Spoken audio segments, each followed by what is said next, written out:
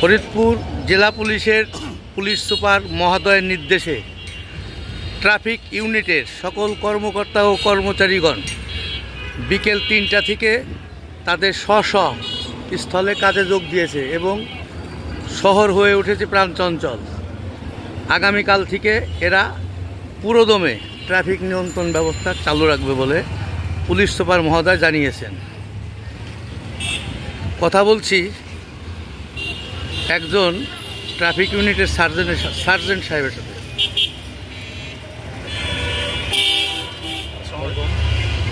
আমরা traffic unit আজকে থেকে কাজ শুরু করেছি। সবাই মিলে আমরা কার্যক্রম শুরু করছি। আজকে আমরা ট্রাফিক ইউনিট কার্যক্রম করতেছি। আর এর আগে ছাত্রছাত্রীরা ট্রাফিক নিয়ন্ত্রণ করছে, এটাকে আমরা ইতিবাচকভাবে দেখতেছি। তারা ফরিদপুর জেলার ট্রাফিক নিয়ন্ত্রণ করেছে, তাদের অনেক কষ্ট হয়েছে এবং ট্রাফিক নিয়ন্ত্রণ করতে গিয়ে তাদের যে ধরনের সমস্যার সম্মুখীন হয়েছে সেই অভিজ্ঞতাগুলো আমাদের সাথে শেয়ার করছে।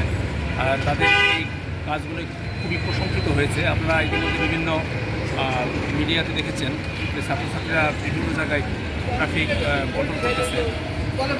এই কাজটা বিভিন্ন মিডিয়াতে প্রশংসিত আকারে এসেছে। আমরা আজ থেকে ট্রাফিক লাইনে থাকবো ফরিদপুর জেলা শহরে। আমরা সবাই আছি, আমাদের সবাই আছে।